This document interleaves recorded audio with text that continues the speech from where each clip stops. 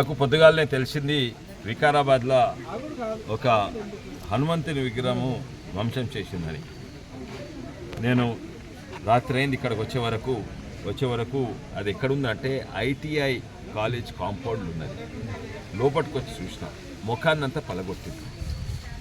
లోపలికి వస్తుంటే బయట పెద్ద హంగామా నడుస్తుంది మొహరం సందర్భంగా. ఒక్క పోలీసు వాళ్ళు లేరు. ఒక ఎంపీ వస్తుండు, మొహరం జులూస్ అవుతుంది. అది సాధారణంగా ఇంత లేట్ కాదు, నేను వస్తున్నాను అవుతుంది. ఆ కారు మళ్ళేటప్పుడు కూడా కొంచెం కొట్లాట పెట్టుకున్నారు.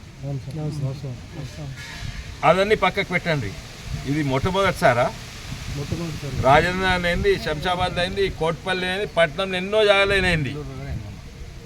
హిందూ గుళ్ళకు పోయి విగ్రహాలను ధ్వంసం చేస్తుంది ఏంది అని మన భారతదేశంలో ప్రత్యేకంగా తెలంగాణ పోలీసు నిందితుని తప్పక పట్టుకుంటారు.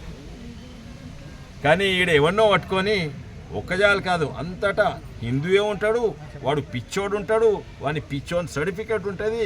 మన హిందూ పిచ్చోడు అంట మన గుడ్లను పల్లగొట్టిండట. ఒక్కజాలు అయిందవచ్చు, 20 జాగాలలా. అది మెంటల్ కేసే ఇక్కడ చేస్తాడా? కాదు, దీని వెనుక పెద్ద శక్తులు ఉన్నాయి. కానీ ఇప్పుడున్న ప్రభుత్వం పట్టించుకోదలసలేదు, దాన్ని దాపెట్టదలుచుకున్నారు. ఎవడో హిందువే చేసిండో దాంట్లో ఉండొచ్చు, ఎగిచ్చి చేసిండో, పైసలు ఇచ్చి చేపించిండ్రో, తాపిచ్చి చేపించిండ్రో.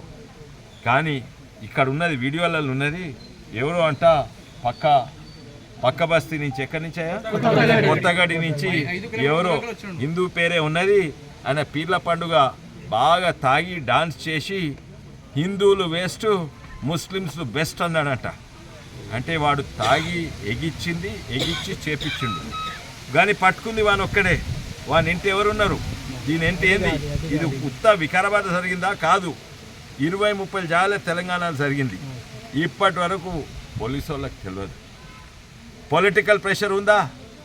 మీరు దాపెట్టండి. ఇదా కాంగ్రెస్ ప్రభుత్వం అనుకున్నాం. వానికంటే కొత్త ప్రభుత్వం బెటర్ ఉంటే ఇంకా దరిద్రంగా అయింది. ప్రత్యేకంగా హిందువులు ఎంత పడుతున్నారు, హిందూ దేవుళ్ళు గుడ్లెంక పడుతున్నారు. ఇప్పుడే మాజీ కౌన్సిలర్ గారు చెప్తున్నారు, ఇక్కడ మటన్ బీఫ్ షాపులు ఉండే రోడ్డు మీద, వాళ్ళ బస్తీకి వాళ్ళంటే బీఫ్ యాళ్ళాడేస్తారు, అసహ్యంగా ఉంటుంది. అయితే 2003లో బీఫ్ షాప్లకు షట్టర్స్ అలాట్మెంట్ అయింది.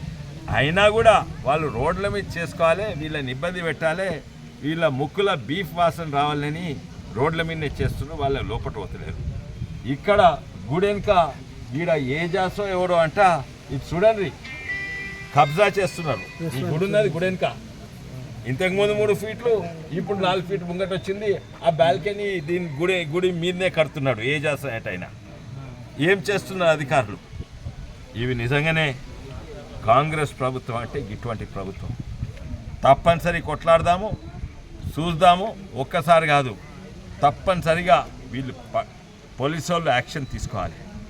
మనం చూస్తున్నాము, ఇప్పుడే కాదు, ఇంతకుముందు నేను సర్పంచ్పల్లి నీ దగ్గర వస్తే అన్ని డిపార్ట్మెంట్ వాళ్ళు కుప్పక్కయ్యండి. ఎవరితోటి ఇల్లీగల్గా ఆపరేట్ చేస్తున్నారు బోటింగ్.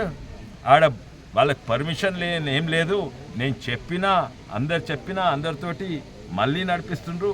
నిన్న ఇల్లీగల్ బోటు మీద 6 మంది పోతుంటే గాలి కడ్డమడ్డారట. 2 మహిళలు చనిపోయిండ్రు. అంటే ఫిషింగ్ డిపార్ట్మెంట్ ఏం చేస్తుండ్రు, ఇరిగేషన్ డిపార్ట్మెంట్ ఏం చేస్తుంది, పోలీస్ డిపార్ట్మెంట్ ఏం చేస్తుండ్రు, రెవెన్యూ డిపార్ట్మెంట్ ఏం చేస్తుంది, టూరిజం డిపార్ట్మెంట్ ఏం చేస్తుంది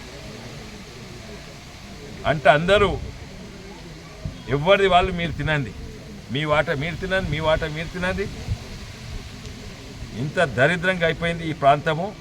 ప్రభుత్వం ఏం చేస్తలేదు, చూడనట్టు చేస్తున్నారు. ఇమీడియట్లీ ఇల్లీగల్ యాక్టివిటీస్ బంద్ చేయాలి. ఈ కబ్జాలు, ఆ మటన్ షాప్, బీఫ్ షాప్లు, తర్వాత దీనంటే ఎవరున్నో తప్పనిసరిగా పట్టుకోవాలి. నేను కేంద్రం వరకు తీసుకోవద్దు దీన్ని, అవసరం ఉంటే తప్పనిసరిగా మనం